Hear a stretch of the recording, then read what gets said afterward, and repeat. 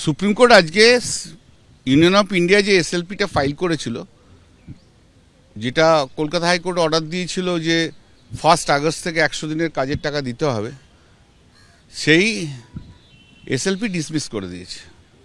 30 সেকেন্ডও টাইম নেয়নি, মানে ব্রিফ খুলতে খুলতে দেখি এসএলপি ডিসমিস। সলিসিটর জেনারেল একটু চেষ্টা করছিল, কিন্তু কোন জজ কোনো কথাই শোনেনি। এরপর যেটা আছে প্রি 1 আগস্ট, ওগুলো নিয়ে আমাদের অ্যাপ্লিকেশন ফাইল করা আছে। এরপর সেটা হিয়ারিং হবে, আমরা চেষ্টা করব কলকাতা হাইকোর্টে হিয়ারিং করান, তাহলে ডিউজ যেগুলো আছে সেগুলো হবে। এই যে কেন্দ্রীয় সরকার এবং বিজেপির নেতারা যা অসাংবিধানিক কাজ করেছে বাংলার মানুষের স্বার্থের বিরুদ্ধে, যে আজ তা প্রমাণিত। এসব বড় বড় বক্তৃতা দিয়েছে, এসেছে বাংলার মানুষের টাকা যাতে না যায় তার জন্য বড় বড় কথা বলেছে, পুরো কেন্দ্রীয় সরকারটাকে লাগিয়েছে, সেটাকে একদম দুর্মুষ করে দিল। আজকে একদম ধূলিসাৎ হয়ে গেল, ধূলিসাৎ হয়ে গেল। আর বিজেপির নেতাদের গালে দুটো বড় বড় থাপ্পড় পড়লো। 18 জুন যে অর্ডার দিয়েছিল কলকাতা হাইকোর্টের ডিভিশন বেঞ্চ, যেখানে বলেছিল কি 1 আগস্ট থেকে রাজ্যের মধ্যে মনরেগা স্কিম চালু করতে হবে এবং কেন্দ্রীয় সরকারের যে ফান্ডিং রয়েছে সেই ফান্ডিংটা আবার স্টার্ট করতে হবে প্রায় 3 বছর পর, সেটাকে চ্যালেঞ্জ করেই সুপ্রিম কোর্টে দ্বারস্থ হয়েছিল কেন্দ্রীয় সরকার এবং গ্রাম উন্নয়ন মন্ত্রক এবং কৃষি দপ্তরের মন্ত্রক, যাদের অধীনে এই স্কিমগুলো পশ্চিমবঙ্গে বা বিভিন্ন রাজ্যগুলোতে চলছে। তো সেখানে দেখা গেল আজকে একটা কথাতেই ডিসমিস করে দেওয়া হলো কেন্দ্রীয় সরকারের পিটিশন, এবং সেটাতে যে বহাল করা হলো কলকাতা হাইকোর্টের রায়কে, সেটাতে কলকাতা হাইকোর্টের ডিভিশন বেঞ্চ কি বলেছিল?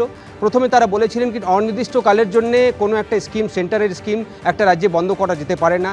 যখন দুর্নীতি হয়েছিল বা অনিয়ম হয়েছিল সেটাকে তদন্ত করা হোক, সেটার বিরুদ্ধে ব্যবস্থা নেওয়া হোক। সেই পিরিয়ডে যারা যারা দুর্নীতি করেছিলেন তাদের বিরুদ্ধে ব্যবস্থা নিক কেন্দ্রীয় সরকার এবং রাজ্য সরকার, কিন্তু অনির্দিষ্টকালের জন্য একটা স্কিম এভাবে রাজ্যে বন্ধ করা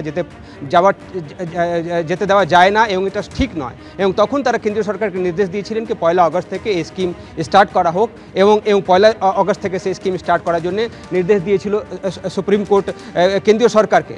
মনে রাখতে হবে কি এটাতে 75-25% ফান্ডিং রয়েছে, কেন্দ্রীয় সরকার 75% দেয়, 25% রাজ্য সরকার দেয়। কিন্তু দীর্ঘদিন ধরে এই প্রজেক্ট বন্ধ রয়েছে। দিল্লিতে আমরা দেখেছিলাম কৃষি মন্ত্রকে সুদীপ বন্দ্যোপাধ্যায়, অভিষেক ব্যানার্জিরা এসে এখানে ধর্ণা দিয়েছিলেন, বাইরে তারা ধর্ণা দিয়েছিলেন কি পশ্চিমবঙ্গে কেন মনরেগা বন্ধ করা হয়েছে, সেখানকার মানুষ কাজ পাচ্ছেন না, সেটার জন্য কেন্দ্রীয় সরকার জবাব দিক। তারা পলিটিক্যাল চাপ সৃষ্টি করার চেষ্টা করেছিলেন কি কেন্দ্রীয় সরকার তরফ থেকে বারবার বলা হতো কি যেহেতু একটা দুর্নীতি হয়েছে সেই দুর্নীতি তদন্ত করা হবে, সেই দুর্নীতির উপর কি রাজ্য সরকার ব্যবস্থা নিচ্ছে সেটা দেখতে হবে এবং তারপর পরবর্তী পদক্ষেপগুলো কেন্দ্রীয় সরকার নেবে।